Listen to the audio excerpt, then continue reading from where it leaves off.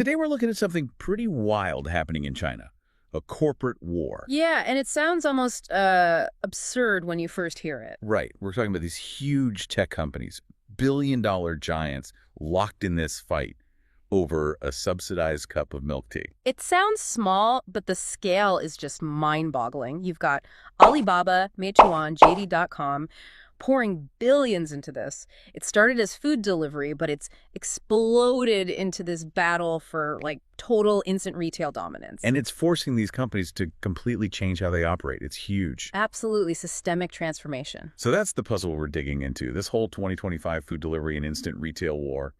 We'll look at the initial strategies first. Some pretty clever move. Before it just dissolved into a cash fight. Exactly. The Milk Tea Festival Showdown, we're calling it. And maybe most importantly, the massive, painful changes happening inside these companies because of it. Big reorganizations. Yeah, really shaking things up at the top. Okay, let's jump in. So the first phase, it wasn't just about cutting prices, was it? It was more strategic. Oh, yeah, definitely. It kicked off with a real clash of business models. JD.com's chairman, Richard Liu, he announced they were getting into food delivery, but with a, quote, completely different approach. Okay, different how? Mm-hmm. This was the 7FR Aish Kitchen idea. That's the one, 7FR Kitchen. And it wasn't just, listing restaurants on an app like everyone else. JD used its biggest asset, that massive, trusted supply chain. Right, they're known for logistics and quality. Exactly. So they got into the production side. They partnered with well-known regional restaurant brands called Dish Partners. Okay. These partners gave the recipes, the R&D, basically the food ideas. Then JD, through 7FR Aish Kitchen, built dedicated kitchens to handle the actual cooking, quality control, sales, everything. Wow. So JD was actually making the food. In a way, yes, under strict control, using the partner's recipe. And they shared the revenue per dish sold. It was a huge infrastructure play. Massive. I heard they were aiming for something like 10,000 of these 7FR Aish kitchens in just 3 years. 10,000, yeah. It was incredibly ambitious. They were betting that centralized production, their supply chain, their quality control, that it would beat Meituan's more open, decentralized model. The big bet on vertical integration. A huge capital-intensive bet, a potential masterstroke, really, designed to offer this super consistent, high-quality product. But Meituan didn't just sit there, did they? Not at all. This is where Meituan showed, frankly, incredible speed and foresight. They basically saw this coming. They anticipated JD's move and had a counter ready almost immediately. What was their counter? They launched something called Raccoon Canteen. Raccoon Canteen. Okay, how is that different from JD's kitchens? Well, JD was trying to build thousands of new kitchens, new infrastructure. Meituan positioned Raccoon Canteen completely differently, not as a new store builder, but as reassuring delivery infrastructure for their existing restaurant partners. So instead of competing by building kitchens, they helped their current restaurants get better at delivery. Precisely. They went to their big partners, the established chains, Lao Shanji, Decos, Quanjude, over 100 brands, and offered them a whole suite of tools. Tools like what? Things like access to better ingredient supply chains, special tamper-evident packaging, very important for customer trust, digital operations support, Okay. and even these live-streamed bright kitchens so customers could literally watch the food being prepared, boosting confidence and hygiene. That's clever. So they essentially armed their existing partners to fight JD's quality claims. Exactly. It neutralized JD's main advantage almost overnight. JD's plan, while smart, was just too slow, too expensive compared to Meituan just upgrading its massive existing network. So JD's big strategic move kind of fizzled out. It got significantly neutralized, yeah. And JD, having committed so much capital, found itself pushed to the sidelines pretty quickly. Which turned the main battle into a head-to-head between Meituan and Alibaba's platforms. Right. Ele.me and Taobao Flash purchase, which are both under Alibaba. That's when the strategic finesse just ended, and it became a raw fight for order volume, pure escalation. And the market just exploded. Completely. You have to grasp the numbers here. Before this really kicked off, China's daily orders for food delivery and instant retail were around 100 million. Which is already huge. Already massive. But then, with this war heating up, especially with Taobao Flash purchase jumping in, that number shot up to 250 million orders per day. 250 million Yeah. daily. That's staggering. It's almost unbelievable market acceleration. Globally unprecedented, really. And this surge was mainly fueled by Alibaba, specifically Taobao Flash purchase, coming in with just massive subsidy. And massive is an understatement. They entered the fray armed with a reported 50 billion yuan subsidy war chest. 50 billion yuan. What's that in US dollars? Like 7 billion? Around 7 billion US dollars, yeah. Just for subsidies, purely to buy market share and volume. It's an insane level of spending. And that spending led directly to this focal point you mentioned earlier, the Milk Tea Festival showdown. Exactly. This is where things got, well, almost comically intense. There's this internet meme in China, about 6 years old, the first cup of milk tea in autumn. Okay. It happens around a specific solar term in early August. Meituan usually owned this event, offering discounts. This year, they did their usual big promotion. Spend 20 yuan, get 20 yuan off milk tea. Pretty aggressive. Standard big discount. But Taobao? Taobao flash purchase just went nuclear. They didn't just match the discount. They decided to give away 1 million cups of milk tea for free every single day of the event. 1 million free cups a day. Yep. And they backed it up with celebrity endorsements, tie-ins with huge games like Peacekeeper Elite, massive, expensive art installations in Shanghai. They turned a discount war into a full-blown cultural spectacle. Wow. Did it work? Oh, it worked. Maybe too well, from Meituan's perspective. On August 8th and 9th, Taobao flash purchase hit a peak daily order volume of over 100 million. And crucially, they actually surpassed Meituan's daily volume for the first time ever. That must have sent shockwaves through Meituan. Absolutely. A huge psychological blow. Meanwhile, JD, they wisely stayed out of the milk tea craziness. Smart move, probably couldn't afford it. Right. They did a tiny, limited thing instead, first bite of fried chicken in autumn, offering a super cheap chicken like 1.68 yuan, but only at specific times. Very small scale compared to the milk tea battle. So Meituan is reeling from this. How did their leadership react?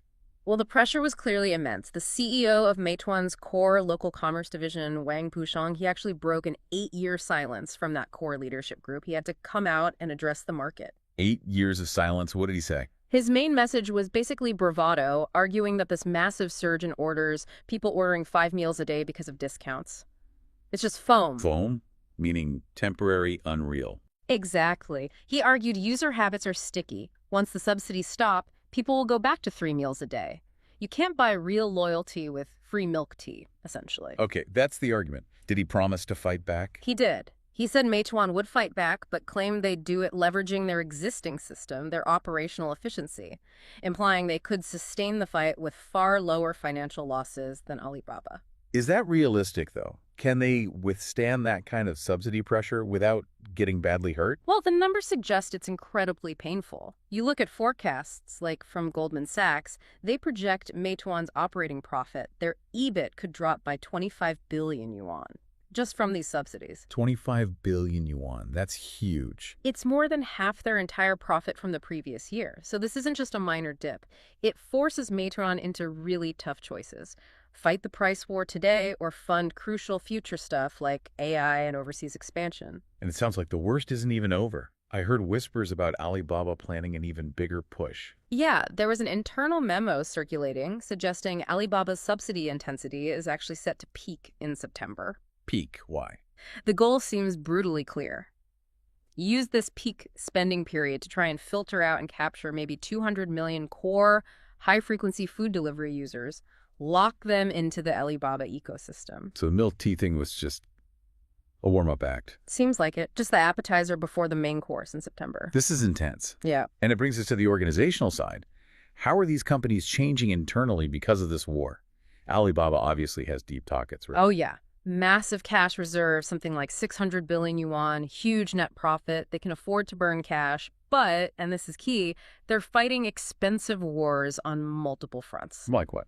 Well, they're still battling Pinduoduo and core e-commerce. They have huge investments going into AI development. And now this incredibly costly head-on fight with Meituan in local services, it stretches even their resources. And for Meituan, you mentioned the tough choices. This domestic fight must be hurting their other plans. Absolutely.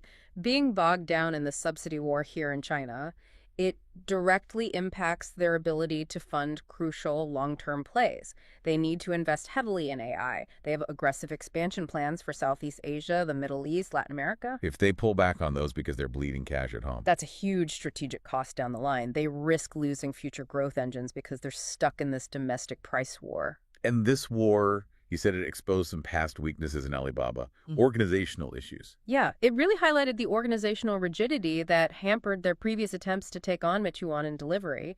People forget Alibaba tried before, and those attacks often failed or fizzled out. Why?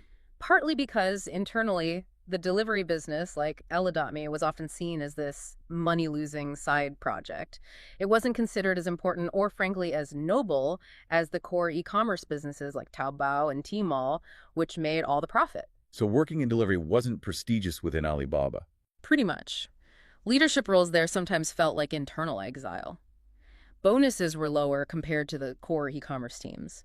This internal culture, this hierarchy, it blinded them for a while to how critical local services and high-frequency delivery actually are. But this current war, the sheer intensity of it, finally forced a change. A fundamental change, yes. Mhm. Alibaba had to react, and they did it with something they're calling the Big Taobao strategy. Big Taobao. What does that actually mean? Is it just a rebrand? No, it's much deeper. It's a major structural overhaul. They actually merged Ellie.me, the delivery arm, and Fliggy, their travel service, directly into the main China e-commerce business group, pulled them into the core. Okay, so breaking down those internal silos. Exactly. It signals a philosophical shift. They're moving from being just an e-commerce platform to defining themselves as a large consumption platform. Covering more aspects of a user's spending. Right. It's about integration, connecting what they call far-field e-commerce, that's your regular online shopping on Taobao or Tmall, with near-field services delivery via Ella.me,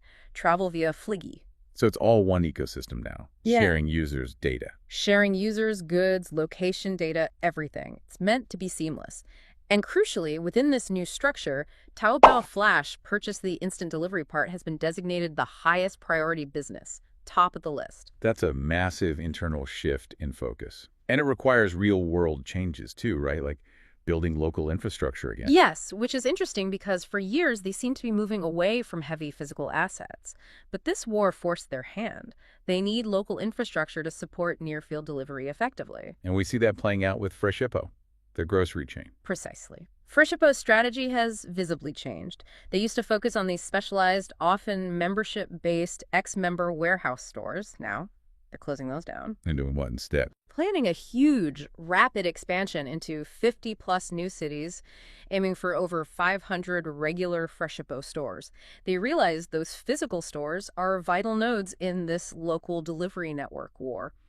They need that footprint. Okay, so they're integrating the businesses, prioritizing local delivery, building the physical network.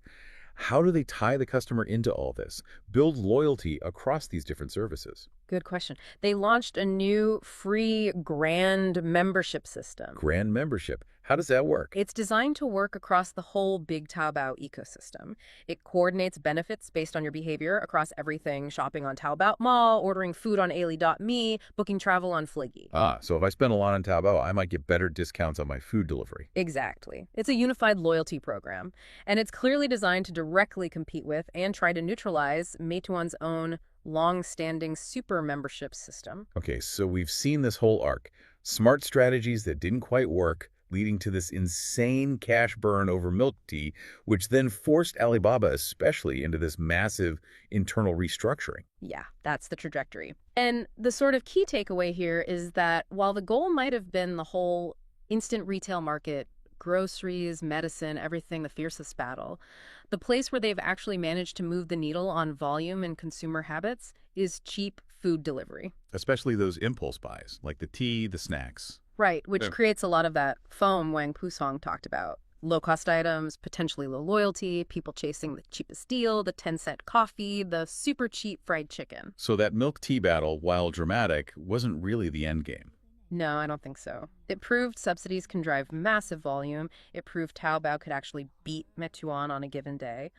But the real turning point, the decisive moment, probably hinges on this upcoming September subsidy push from Alibaba. Can they turn all that quantity, all those cheap orders, into actual quality users? People who stick around when the prices inevitably go back up. That's the multi-billion-dollar question. Can they convert volume into loyalty? If they can, they might actually reshape the market. If not, they've just burned an unbelievable amount of cash. It's fascinating. This whole war is changing how people shop, how companies are structured. And potentially how we live day to day. If these huge subsidies continue making instant delivery incredibly cheap and convenient, you have to wonder if it starts seriously eating into traditional e-commerce's market share. Why wait 2 days when you can get it in 30 minutes? And here's the final thought to maybe leave you with, thinking about the really long-term impact. Yeah. If instant delivery makes food, especially snacks and small meals, so readily available and so cheap all day, every day, could the basic human rhythm of 3 meals a day actually change? Could we end up normalizing 4 meals? Maybe even 5? It's a provocative thought. Are they fundamentally trying to re-engineer our daily eating habits just to win market share? All sparked by a fight over cheap milk tea. Something to chew on. Thanks for tuning in to The Deep Dive. And hey, if you found this discussion useful, maybe learned something new, definitely hit that subscribe button. We do these deep dives regularly, exploring valuable ideas. We appreciate you tuning in. Yeah, thanks for joining us.